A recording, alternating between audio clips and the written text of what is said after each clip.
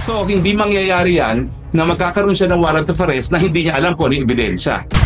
Bakit hinuli muna ang dating presidente bago ilantad sa kanya ang mga ebidensya?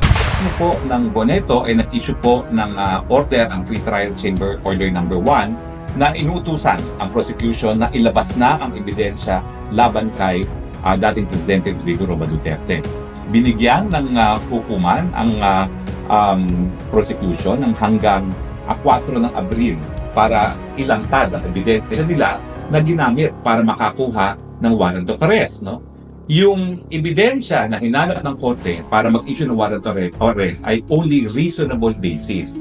Ito po ay mas mababa sa probable cause. So, actually, sa mga burden of evidence po, ang pinakamababa is yung sa civil cases, no?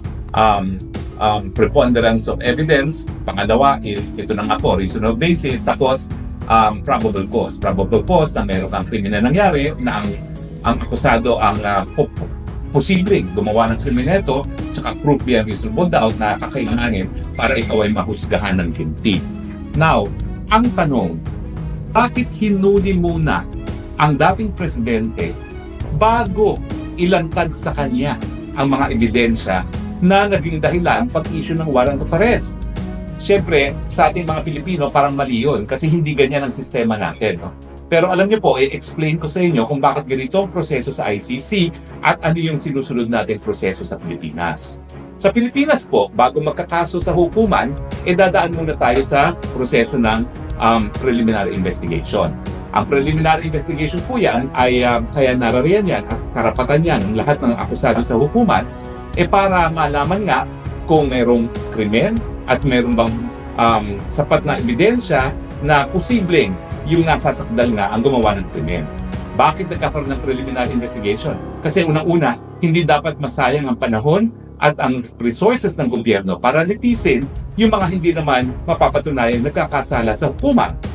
At syempre, para naman sa mga respondent o akusado, para hindi rin sila masubject doon sa gastos, sa pagod, at sa oras, at syempre, yung emotional distress na talaga namang nasa-suffer ng mga tao kapag meron silang kaso sa hukuman. So, ang preliminary investigation sa Pilipinas para sa gobyerno at para doon sa akusado nang sa ganun, hindi sayang ang panahon, hindi sayang ang oras, at yung emotional distress na dinudulot ng kaso. So, ganyan po ang sistema natin. Anong problema sa sistema natin? Ang problema sa sistema natin, kung walang pera ang mga nagdidemanda, paano sila makakakalap ng ebidensya? In fact, ang ginagawa ng mga piskal sa preliminary investigation, iniisip nila na kami ay quasi-judicial para silang piskal. So, hindi sila nakikialam sa investigasyon. So, on their own, ang mga biktima sa pagkakalap ng ebidensya. Kung wala silang pera na para magkuha ng abogado na kakalap ng ganito mga ebidensya, hindi sila makakasampa ng kaso sa prosecutor man lang. Kaya talagang parang mahirap maging biktima sa atin dahil kung wala kang sapat na pera para magsampa ng kaso sa piskalya, hindi ka makakaroon ng katarungan. No? Siyempre po, ang mga pulis, pwedeng sila rin magsampa. At karamihan naman ng mga kaso na walang pera yung mga private complainants, yung mga nagrereklamo, pulis ang nagsasampa. Pero ganoon din po, mahina po sa law on evidence sa mga pulis. Gaya ng mga sinampan nila sa akin, ang ebidensya nila dun sa qualified theft na meron daw conspiracy, hindi naman ako gumawa ng kahit ng elemento ng human trafficking, wala ring ebidensya sa collusion, sampa lang sila ng kaso. Samantalang, kung meron talagang abogado na tumulong para ihanda yung tinatawag ng mga complaint affidavits, dapat yan, pwede nang maisampa sa hukuman. Sa sistema rin po natin, lahat ng records ng piskalya sa preliminary investigation, yun na rin ang nagiging basihan ng court files kapag nakarating na sa hukuman para paglilitis. In fact, ngayon po, sa bagong rules ng Korte Suprema, importante na sa simula pa lang ng kaso sa hukuman na lahat ng ebidensya ay ilabas na ng prosecution. At ganun din ang gagawin ng depensa. No? Which is a process na similar sa nangyayari ngayon sa ICC na pinapadetalye na ng hukuman kung anong ebidensya ng prosecutor laban kay dating Presidente Rodrigo Roa Duterte. Pero ang sistema, kaya naman ngayon pa lang nilalabas Kasi ang Europa at pati ng Amerika, dahil ang Amerika naman, dating colony ng England, no? Ang sinusunod nila ay inquisitorial system. Ang sinusunod natin sa Pilipinas ay adversarial. Anong pagkakaiba? Ang inquisitorial system, yung prosecutor na katulong ang pulis, ang nagkakalap ng ebidensya at nagsasampa sa hukuman. Ang maganda rito, unang-una, hindi na yung mga biktima ang gagalaw para makakuha ng ebidensya. Yung gobyerno na mismo kukuha ng ebidensya. Siyempre, yung kumukuhang judge na umaaktong prosecutor, makikipagtulungan sa pulis. So meron siyang kapangyarihan din talaga. May mga tagakuha siya ng ebidensya. At bukod pa dyan, may kapangyarihan siya na mag-issue ng mga supinas. Ang maganda sa sistema na inquisitorial system, unang-una, walang gasto sa biktima. At ang mga biktima naman, hindi na kinakailangan kumuha pa ng abogado para sila ang kukuha ng ebidensya. Now, sabi ko nga, ito yung sistema sa buong Europa at sa Amerika dahil ang Amerika naman, ang England, ganyan din ang sistema. Ang pagkakaiba lang sa England, bagamat ang prosecutor din ang kukuha ng ebidensya at ang tinatawag nila dyan, magsisimula ng inquiry, no? Inquiry na meron ding West na nag-i-inquire. Ang pagkakaiba lang ng England at Amerika, dadalhin pa rin sa grand jury ang ebidensya para magdesisyon yung mga ordinaryong mamamayan kung meron nga sapat na ebidensya para dalhin sa hukuman. Now, ang sistema natin siyempre, adversarial ang tawag. Kinakailangan talaga ang biktima ang kumalap ng ebidensya. At ang assumption naman siyempre na adversarial, may mga abogadong makakatulong. Kaya nga sa preliminary investigation sa Pilipinas, maraming abogado nag-e-enter ng appearance. Pero kung titignan mo yung problema ng extralegal killings, at mind you, sa panahon ni Leila de Lima, ang definisyon ng extralegal killings ay ang patayan lamang ng mga mamamahayag at ng mga aktivista. Siyempre, sino ba yung mga mamamahayag? Sino yung mga aktivista? Ang mga pamilya nila, walang sapat na pera para kumuha ng abogado. Now, hindi naman ibig sabihin na hindi po pwede magsampa ng kasong pulis. Ginagawa po yan ng pulis. Kaya lang, may kahinaan din ng pulis pagdating sa evidence. Gaya ng kasong sinampa nila sa akin, walang kalatoy-latoy dahil wala namang ebidensya na ako ay nag-participate sa kahit anong human trafficking. Wala yung elemento ng human trafficking na nag-recruit, na gumamit ng dahas para pagsamantalahan ang kanilang labor, no? At siyempre, wala rin ebidensya ng conspiracy. Kasi nga, ang mga pulis, bagamat kumuha ng basic rules and evidence, hindi sila talaga bihasa, hindi gaya ng mga abogado. So yan yung isa sa downside naman ng adversarial system. Pero ang maganda sa adversarial system, dahil at every step of the way, naglalabanan yung dalawang partido, kaya adversarial, no? Labanan ng private complainant at saka labanan ng akusado, kada stage, nabibigyan ng karapatang sumagot yung akusado. At siyempre, hindi maisasampa ang kaso sa hukuman kung saan po pwede siya makulong hanggang hindi sila nagsagutan doon sa preliminary investigation. Ibig sabihin, yung dalawang sistema ng inquisitorial at adversarial, merong pros and cons. Ulitin ko, doon sa inquisitorial na ang prosecutor kasama ang pulis ang kakalap ng ebidensya, walang gastos ang biktima, bihasa sa batas ang mga prosecutors o kaya West na kumakalat ng ebidensya. Number 3, merong power to subpoena. At saka number 4, siyempre, yung karanasan. Kasi bihasa na sila kumalap ng ebidensya. At number 5, yung mga biktima, wala nang gagawin talaga, no? Dahil magrereklamo lang sila, bahala na humanap ng ebidensya ang Estado. At saka siyempre, ito na may sang-ayon doon sa obligasyon ng Estado na talagang bigyan ng mabilisang katarungan ng biktima ng patayan o ibang mga seryosong kaso.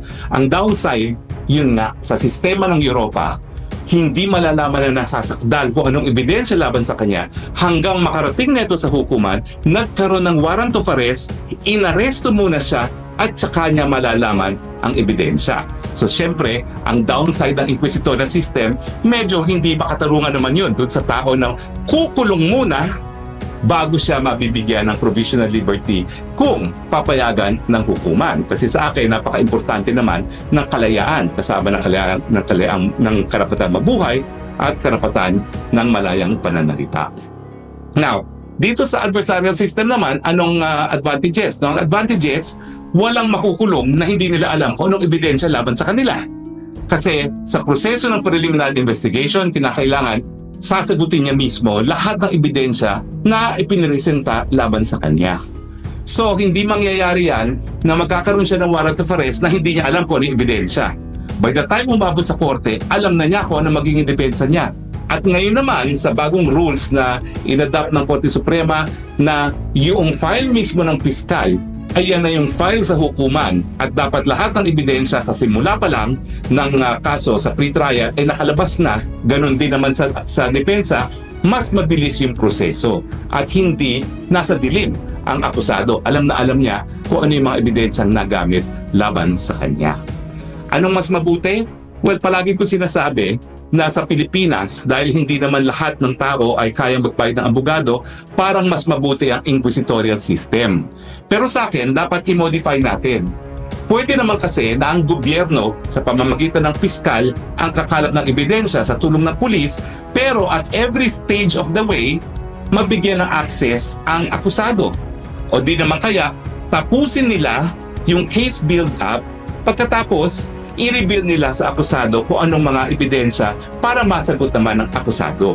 Kasi ako talaga, sa tingin ko, hindi tama na ang isang tao ay mapagkakaitan ng isang araw ng kanyang kalayaan.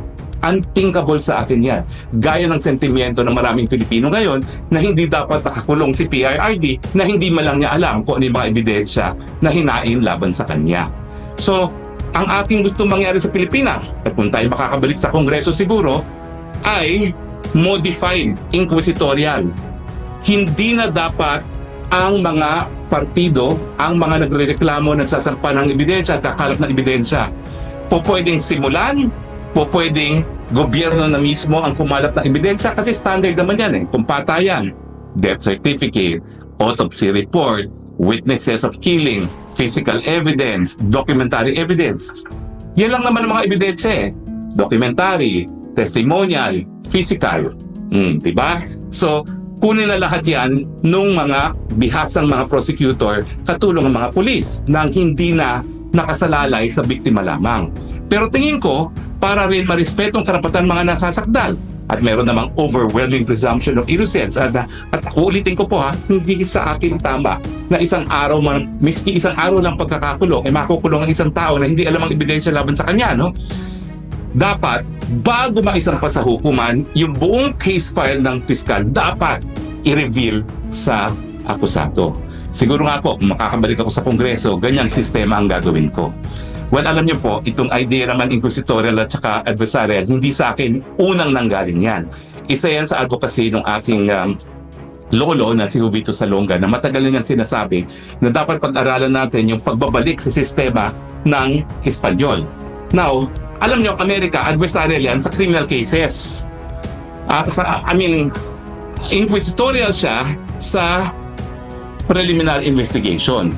Kasi nga, sealed. Hindi alam nung nasasakdan kung ano yung mga nakalap ng mga ebidensya. Pero pagdating sa paglilitis, adversarial talaga siya.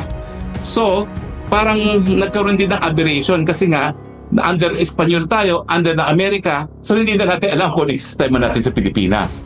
So sa akin, dahil hindi naman natin alam kung ano talaga sistema natin sa Pilipinas, dapat siguro gumawa na tayo ng Philippine system.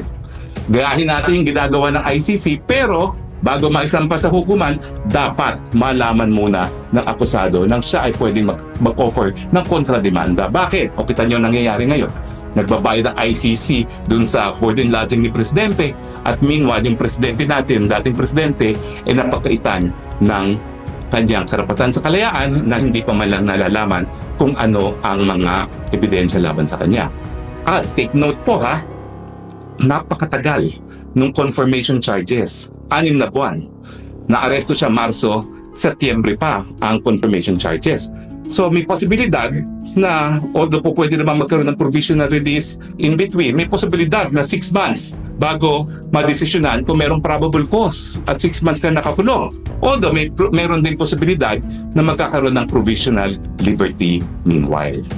So anyway, ito namang briefing na ito ay para magkaroon ng karagdagang kaalaman ang mga Pilipino na ngayon po ay nagsusubaybay sa paglilitis ng ating Presidente Rodrigo Roa Duterte.